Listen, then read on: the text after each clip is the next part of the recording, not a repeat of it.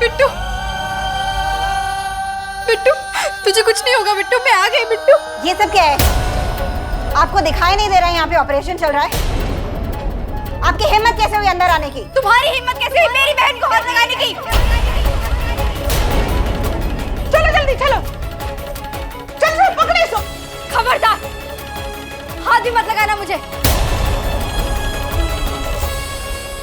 ओम पूर्वमुख पंचमुखाय तम तम दुर्गाय तम तम शत्रु संहाराय नमः स्वाहा। तो समझ ना आवे पापा मंत्र फूके कि कुंफू कराटे करे। ओम ह्रीम क्लीम श्रीम ओम फट स्वाहा साकनी टाकनी पूतना मारी स्वाहा। तुम्हारे तो पसीने आ रहे हैं। वो तो आगे कोई। क्यों? अरे बाबा ने ना कहा क्या कि कोई भी डाकिनी भूत पिशाच हो तो उसको पसीना आगे कोई आगे को। तुम क्या कहना चाह रहे हो? मैं डाकिनी हूँ। तन्ने ने तो कहा था कि मने पसीनों आगे। चुप। स्वाहा। उत्तरा देवी, अब इस लाल कपड़े को इस कलश पर प्रस्थापित कर दीजिए। अब आपके घर की सभी बलाएं, सभी दुष्ट आत्माएं, बुरी नजर, काली जुबान, आई मीन टू से सारी इंडिकेटिविटी मैंने चुन चुन कर ढूंढ ढूंढ कर इस कलश में प्रतिबंधित कर दी है। क्या कर दी है? प्रतिबंधित। हाँ, अब पूर्ण रात्रि इस कलश के सामने अखंड ज्योति जलेगी। प्रातः ब्रह्म मुहूर्त में उठकर इस कलश को विसर्जित करना होगा। तत्पश्चात इस घर की सभी समस्याएं, सभी बाधाएं, आई मीन टू से सारी प्रॉब्लम सॉल्व हो जाएगी। अबॉर्शन? किसने कहा आपसे कि ये अबॉर्शन करवाना चाहती है? उसने खुद कहा था। झूठ बोल रही हैं आप। इतनी बड़ी बात बिट्टू मुझसे कभी नहीं छुपाती। ये कोई पहली बार नहीं है जो कोई लड़की आके अपने परिवार वालों से बात छुपा रही है। हमने बहुत सारे केसेस ऐसे किए हैं। लड़कियां आके हमें कसमें देती हैं कि उनके परिवार वालों को नहीं बताएं, उनसे बातें छुपाएं। फाल्गुनी, जीना चाची, आप कहाँ थी? मैं दूसरे ऑपरेशन थिएटर में थी, अभी खत्म हुआ। पर ये सब क्या चल रहा है? ये लोग जबरदस्ती इसका ऑपरेशन कर रहे हैं। ऑपरेशन? अबॉर्शन। नियति प्रेग्नेंट है? वो सब मैं आपको बाद में समझाऊंगी जीना चाची, लेकिन पहले इन्हें रोकिए ना। ये बोल रहे हैं कि बिट्टू ने खुद इनसे कहा है अबॉर्शन के लिए, लेकिन आप तो जानती है ना बिट्टू मुझसे बिना बताए कुछ नहीं करती। डॉक्टर सोनाली, आपके पास पेशेंट का कंसेंट फॉर्म है? वो उसने कहा था कि उसने कहा था? कैसी डॉक्टर हैं आप? बिना कंसेंट फॉर्म के आप पेशेंट का ऑपरेशन करने चली हैं। उसने कहा था कि ये केस रजिस्टर नहीं होना है। केस रजिस्टर नहीं करना था? आपको पता है ना ये गैर कानूनी है। आप अपनी ड्यूटी कीजिए और मुझे अपनी ड्यूटी करने दीजिए। ये है आपकी ड्यूटी? आप सिर्फ एक घटिया डॉक्टर ही नहीं, घटिया औरत भी हैं। तुम चुप रहो। एक तो ओटी का दरवाजा तोड़ के अंदर आ गई हो। शुक्र मनाओ कि मैं पुलिस नहीं बुला रही हूँ। पुलिस को बुलाएंगी आप? बुलाइए पुलिस को। मैं भी तो देखूं, शहर की इतनी बड़ी डॉक्टर को गैर कानूनी ऑपरेशन करते हुए देख पुलिस क्या कहती है। डॉक्टर सोनाली, अब मैं चलता हूँ। ठीक है, अपनी बहन से कहिएगा फिर कभी किसी डॉक्टर का टाइम ना वेस्ट करें। क्या देख रहे हैं आप सब? कुछ तमाशा हो रहा है यहाँ पे? जाइए अपना काम कीजिए।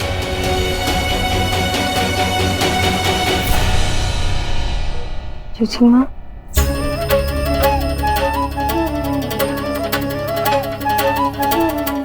बिट्टू,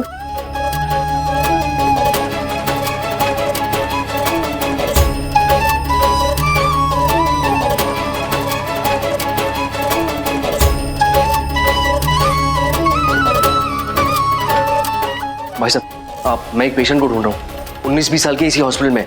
नियति नाम है उसका।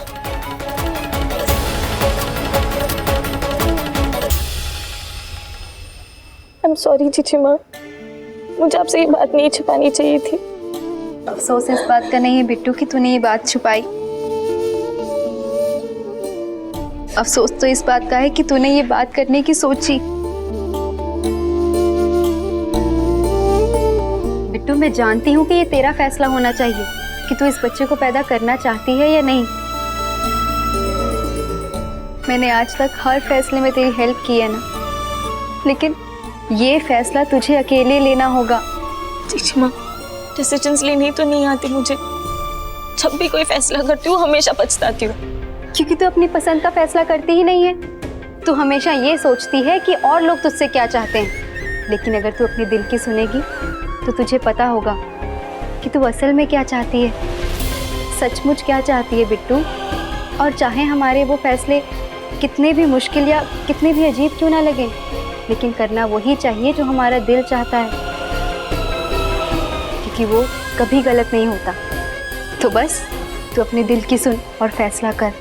हो सकता है कि तेरा लिया हुआ फैसला गलत हो, लेकिन बाद में तुझे उस फैसले का कभी अफसोस नहीं होगा, क्योंकि वो तेरा फैसला होगा। चीची माँ, बुरे फैसलों का ही तो डर है। 19 साल की तो हूँ मैं, माँ कैसे बन जाऊँ? मैं कितने साल की थी जब तेरी जीजी माँ बन गई थी?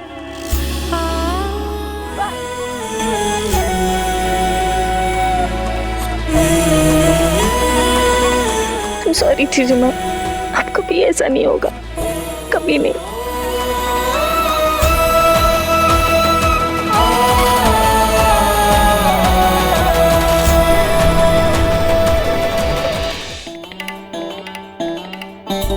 धुरंधर महाराज, उत्तरा देवी की तरह हमारे घर की भी शुद्धि कर दो महाराज। मुझे लागे है कि इस घर पर किसी ने जादू टोना किया है महाराज। हमारी चोरियों की शादी नहीं हो रही महाराज।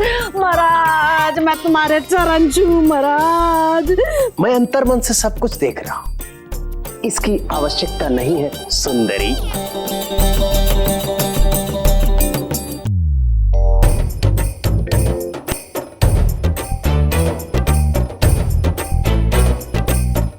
तुम्हारे घर के परिस्थितियों का निरीक्षण कर लिया है, परंतु हमें ऐसा प्रतीत होता है कि तुम्हारे घर की समस्याओं के निवारण के लिए तुम्हारे घर के वास्तु की नहीं बल्कि इन बालिकाओं के आचरण का निरीक्षण करना आवश्यक है। क्या करना आवश्यक है? विभीषण। विभीषण नहीं, निरीक्षण। ये बालिकाएं जब तक तुम्हारे घर में है, इस घर की शुद्धि असंभव है। इनका ब्याह करो, इन्हें घर से बाहर निकालो, अपने आप इस घर की शुद्धि हो जाएगी।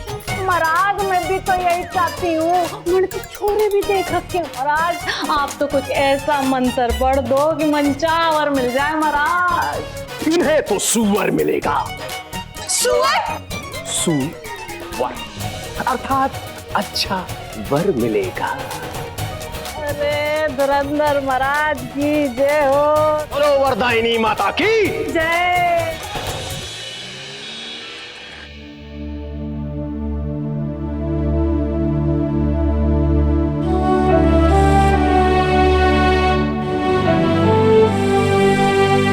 मैं तो ढूंढता ही रह गया था। अच्छा हुआ आप वक्त पे पहुंच गई, वरना कभी मैं पहुंच गई, कभी तुम पहुंच गए।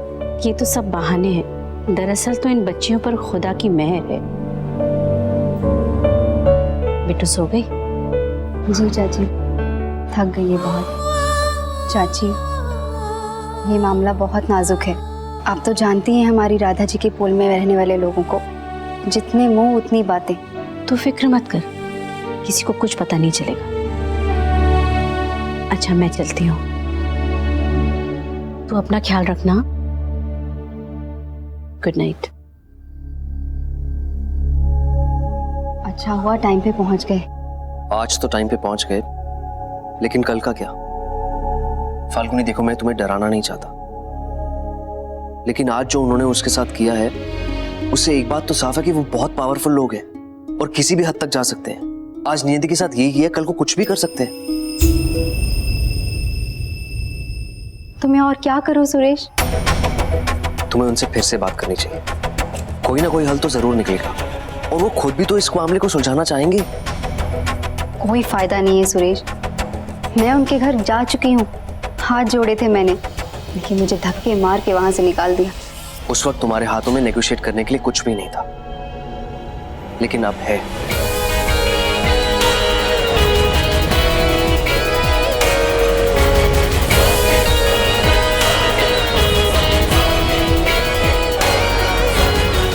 थैंक यू सुरेश, तुम ठीक कह रहे हो। मुझे फिर से जाके उनसे बात करनी चाहिए। तुम कहो तो मैं साथ चलूं? अरे अरे नहीं, तुमने तो हर वक्त दोस्ती निभाई है सुरेश, आगे मैं संभाल लूंगी। और वैसे भी नए रिश्ते बनाना मुश्किल होता है, तो शायद तुम्हारा मेरे साथ उन्हें आना अच्छा ना लगे। मैं समझ सकता हूँ। तुम तो हमेशा ही समझ जाते हो सुरेश। तुम नियति का ध्यान रखना। मैं चलता हूँ।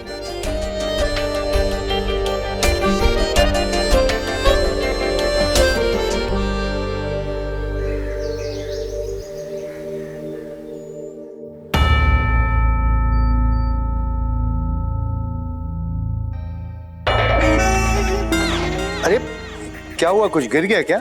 नहीं तो तुम्हारे पैर छू रही हो। गृह शुद्धिकरण की आखिरी विधि है। चलो आशीर्वाद दो। अरे तुम्हें आशीर्वाद ले रही थी, मुझे डांट रही थी। मैडम जी, वो बाबा जी ने कहा कि ये जो कलश है वो सेठ जी के हाथों से आपके सिर पर रखवाना है, पति है ना?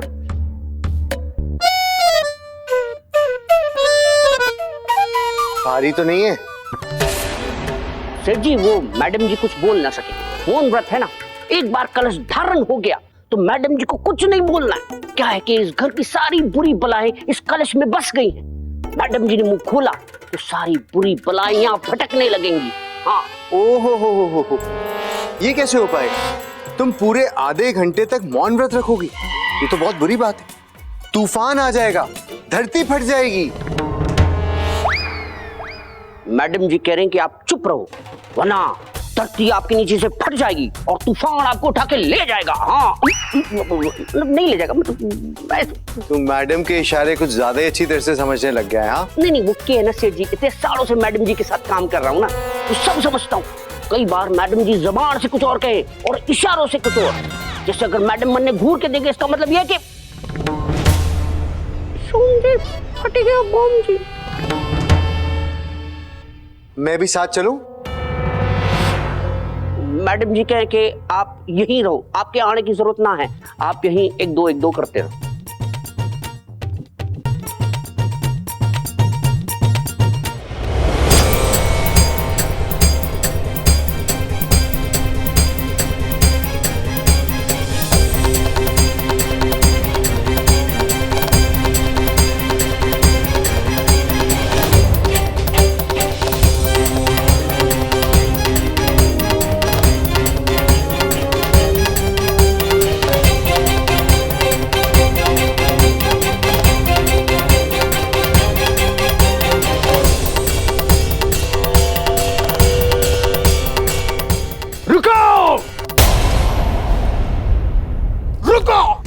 यहां से कोई आगे नहीं जाएगा।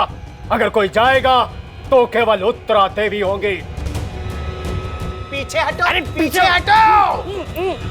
उत्तरा देवी आगे बढ़िए, सर्वदोष विघ्नहर्ता को याद करिए और अपने कदम आगे बढ़ाइए और इस कलश का पानी बाहर ले जाके उड़ेल दीजिए। लेकिन एक बात याद रहे, आपके पग डगमगाने नहीं चाहिए, आपकी दृष्टि विचलित नहीं होनी चाहिए। एकदम मौन रह के आगे जाएंगी, एक शब्द भी नहीं बोलेंगी। ओम ह्रीम क्लीम चामुंडाय विद्महे नमः।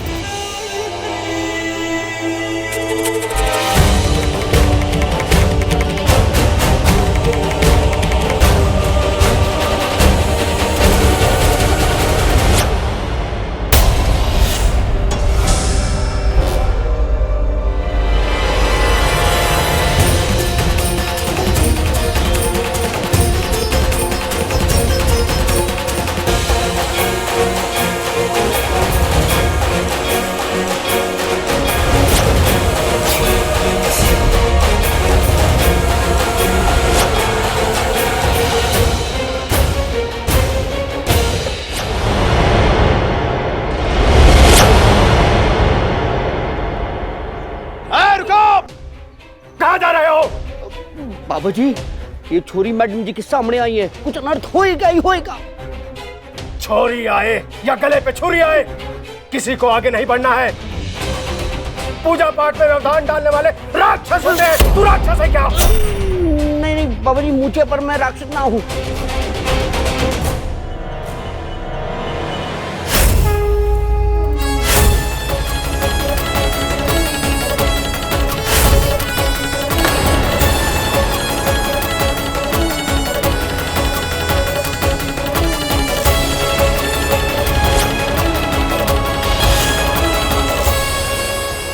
कैसी माँ हैं आप?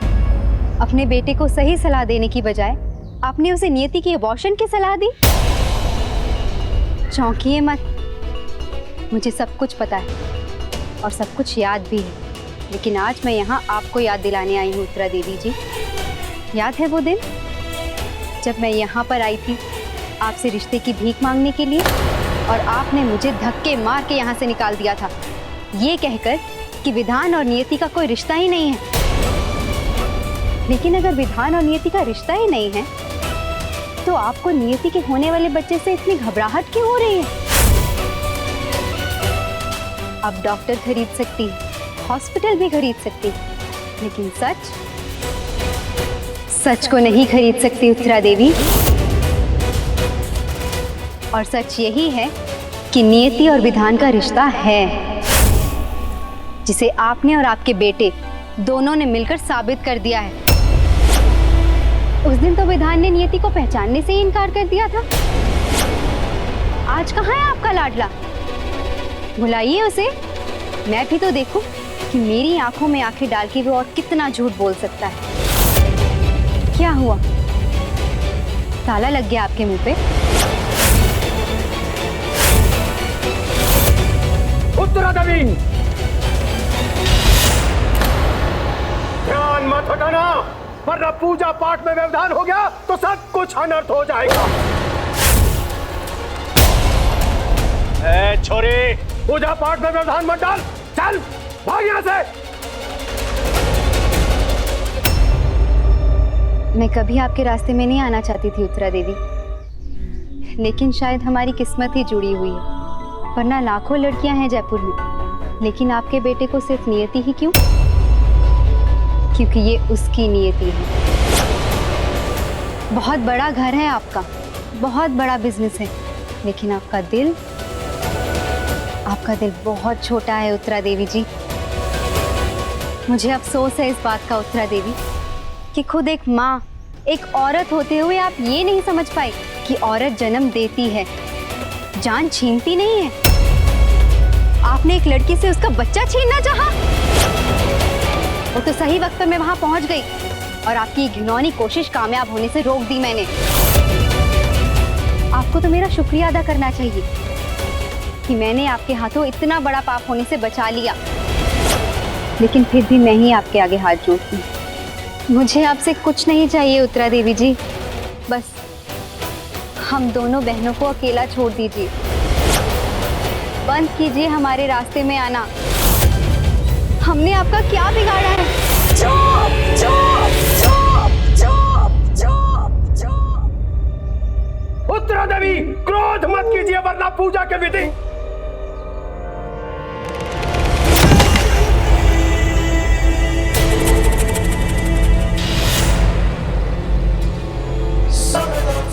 बाहर में गई पूजा। मनहूस लड़की।